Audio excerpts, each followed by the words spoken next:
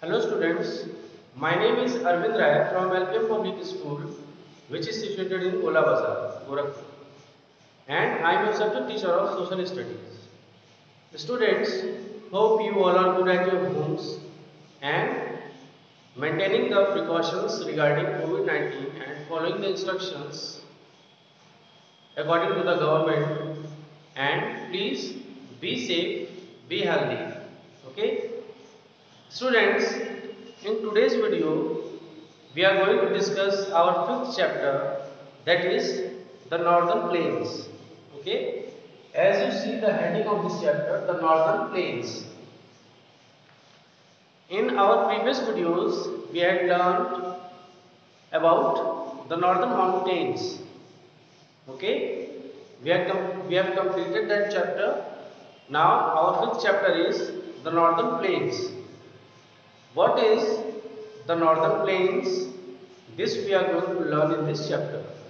Okay, so normally we can say the plains area, the fertile vast land which comes to the south of the northern mountains. Okay, that vast land, that fertile vast land, or we can say plains, is the northern plains.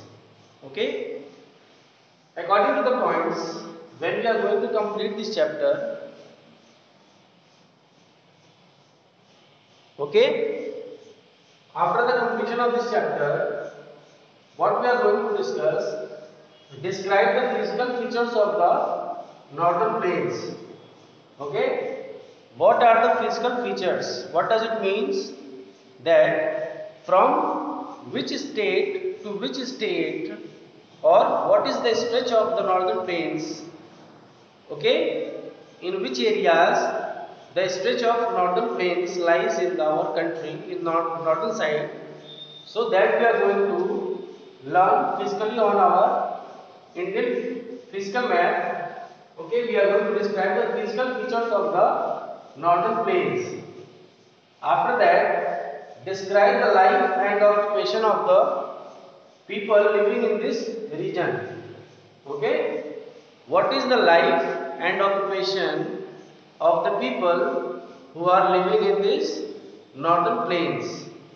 Okay, that we are going to discuss in this video or in this chapter. After that, according to a book, in page number, sorry, when you see on page number 31, there is a map given. Okay, as you see here, this map. Okay, are you able to see? So this is the region, this is the region of northern plains. Okay, the part which is green in color. Okay, the part which is green in color is the northern plains. Northern plains lie just below to the northern mountains. Okay, so this is the area which we say northern plains. Now look at your book on page number 31. The northern plains are vast, flat and fertile plains that cover most of northern and eastern India. Okay, what is northern plain? Northern plains are vast, fertile and flat land. Okay, northern plains are vast, fertile and flat land in the northern part of our country that cover most of the northern and eastern India. Northern plains cover most of the parts of northern and eastern part of our country. Okay, now they stretch across the states of, this point I have written also on the green board. Northern plains stretch across the states of Punjab, Haryana, Delhi, Uttar Pradesh, Bihar, West Bengal and Assam. Okay, So these are the states through which northern plains stretch. Okay, or we can say these are the states which comes under northern plains, or the area of these states are known as northern plains. Okay, so northern plains stretch across the states of Punjab, Haryana, Delhi, Uttar Pradesh, Bihar, West Bengal and Assam. After that, these vast plains are formed by the Indus, the Ganga and the Brahmaputra rivers and its tributaries. Okay, three main rivers.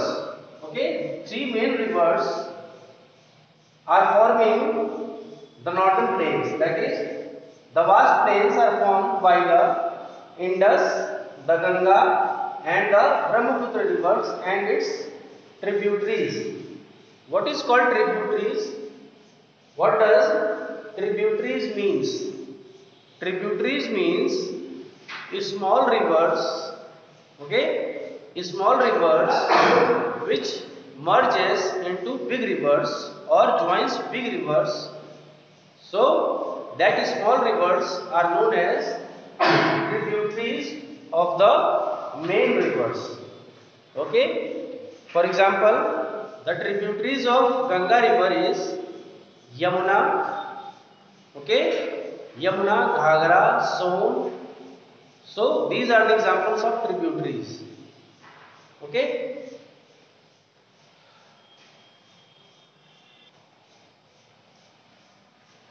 Now students, look at page number 32 in your book. What it is given at the top of the paragraph. The northern plains are one of the most thickly populated parts of the world. Okay. The northern plains are one of the most thickly populated place in the world. Why it is so? Why it is? Because the fertile soil and the flat land have made this region ideal for the growth of settlements. Okay? Sorry. As we all know, the fertile land and the fertility of the soils, which is very much good for our agriculture purposes.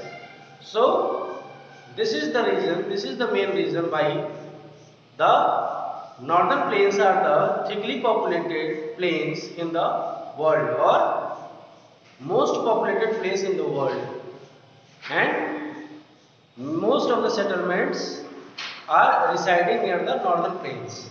Okay, the northern plains can be divided into three parts: the Satluj basin, the Gangetic basin and the Brahmaputra basin. Okay, a river basin is an area drained by a river and its tributaries. Okay, we have we can divide northern plains into three parts.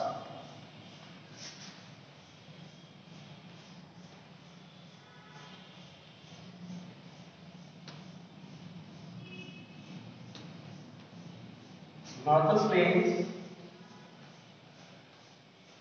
can be divided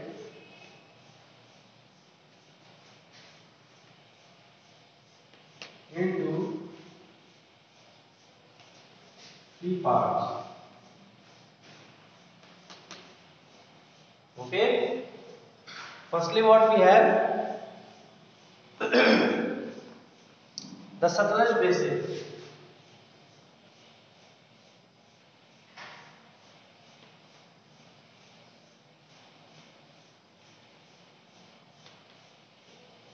The Satluj basin. Okay. Now the Gangetic basin and the Brahmaputra basin.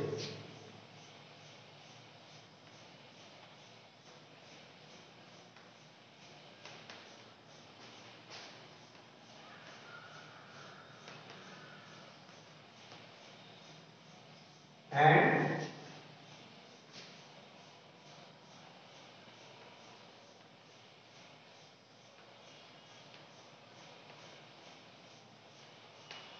The Brahmaputra basin. Okay, we can divide northern plains into three parts, that is the Satluj basin, the Gangetic basin and the Brahmaputra basin. So these are the basins which we are going to discuss or learn about the three main basins of northern plains. Okay, what is a river basin? A river basin is an area drained by a river and its tributaries.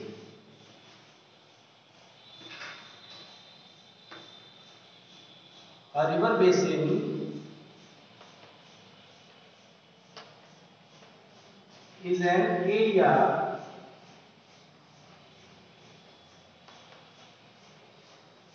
drained by the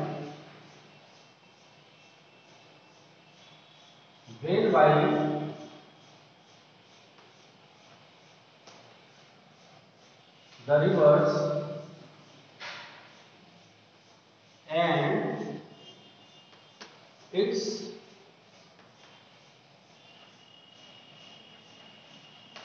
tributaries. Okay, a river basin is an area drained by the rivers and its tributaries. Okay, so on the basis of this point, we have three main basins under the northern plains, that is Satluj basin, the Gangetic basin and the Brahmaputra basin. Now, see in your book on page number 32 under the heading the Satluj basin. The Satluj is one of the main tributaries of the Indus. Okay, it rises in the Himalayas and flows through Himachal Pradesh and Punjab before joining the Indus in Pakistan. The water of Satluj is used extensively for irrigation. Okay, so when we are talking firstly about Satluj basin, okay, Satluj basin, then we can say Satluj is the one of the main tributaries of the Indus. The Satluj basin is, or we can say Satluj river is one of the main tributaries of Indus river. Okay, it rises in the Himalayas and flows through Himachal Pradesh and Punjab before joining the Indus in Pakistan. Okay, it rises in Himalayas and flows through Himachal Pradesh and Punjab. This Satluj basin, okay, it rises in the Himalayas and flows through Himachal Pradesh and Punjab before joining the Indus in Pakistan. Okay, the water of Satluj is used extensively for irrigation. The water of this Satluj basin, okay, the water of this Satluj basin is extensively used for irrigation, or we can say in our agricultural purposes. So we can say that the Satluj basin is very much important for our country. Okay, now secondly, before starting the Ganga basin or the Gangetic basin, here is a point written on the left side of your page, on page number 32. The name Punjab means five waters. The province got its name from the five tributaries of the Indus that flowed through it. Okay, Satluj, Beas, Ravi, Chenab and Jhelum. Okay, Punjab means joining of five rivers, okay, or five water bodies joining in same state, that is Punjab. So on that basis this province got its name as Punjab, and the five tributaries of the Indus, okay, What are the five tributaries? Five tributaries of Indus rivers are Satluj, Bees, okay, Ravi, Chenab and Jhelum. These are the five tributaries under Indus river which flows through Punjab. On the basis of this five water bodies flowing through same state, so on the basis of this only the province got its name as Punjab. And there is one more picture. The Bhakra Nangal Dam was built on the Satluj to provide the area with electricity and water for irrigation. A dam is a barrier constructed by humans to control the flow of river water so that the dammed water can be used as desired. Okay? There is a Bhakra Nangal Dam on Satluj. On Satluj basin or Satluj river we can say we have Bhakra Nangal Dam which was built to provide electricity and water for irrigation purpose. Okay? What is a dam? Dam is a man-made barrier. Dam is a man-made barrier for rivers to stop their water at some point. Okay?